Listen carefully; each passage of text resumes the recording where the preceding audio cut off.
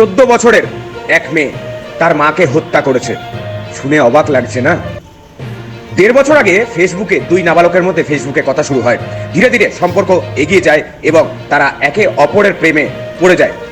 তাদের প্রেম নিয়ে মেয়েটির মায়ের আপত্তি ছিল। বারবার মেয়ের মা সম্পর্ক ভাঙার জন্য মেয়ের উপর চাপ দিতেন, যার জেরে দুজন মিলে মাকে পথ থেকে সরিয়ে দেন 6/6/2024 তারিখে। জানা গেছে ঘটনাটি ঘটেছে ঠাকুরপুকুর এলাকায়। 1.5 বছর আগে ফেসবুকে এক কিশোরের সঙ্গে বন্ধুত্ব হয় 14 বছরের এক তরুণীর। মেয়েটির মা বিষয়টি জানতে পেরে মেয়েকে সম্পর্ক ছিন্ন করার পরামর্শ দেয়। এর জন্য মা তার মেয়েকে কয়েকবার বকাবকিও করা হয় বলে জানা গেছে। তা সত্ত্বেও প্রেমিক প্রেমিকার একে অপরের থেকে আলাদা হতে চাননি।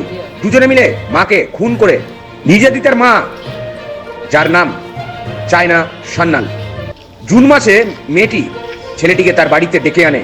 এই সময় মেয়েটির মা ও বাবা বাড়িতে ঘুমিয়েছিলেন। এরপর কিশোর তাকে শ্বাসরোধ করে হত্যা করে। একদিকে মেয়ের বাবা বাদল সান্যালের ঘুম ভাঙে। দুজনেই বাবাকে হুমকিও দেয় যে সে যদি কোনো শব্দ করার চেষ্টা করে তাহলে তাকেও মেরে ফেলবে। সরাসরি ছবি দেখছেন ডেলি নিউজের পর্দায়।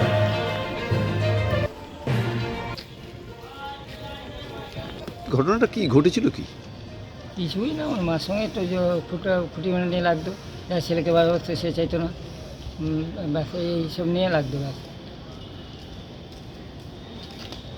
যেটা শুনছি যে মেয়েটা আপনার পালিত।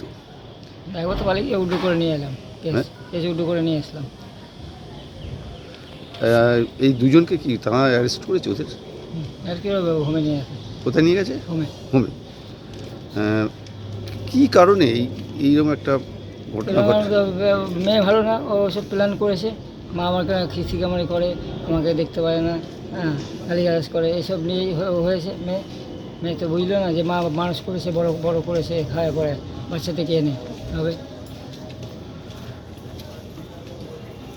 কি কারণে যেটা বলছে যে যে টাকা পয়সা চাওয়ার জন্য কি কোনো চাপ দেওয়া হয়েছিল? না না, টাকা পয়সার ব্যাপার না, ওই ওই ওই ওই ব্যাপার নিয়ে মেরেছে।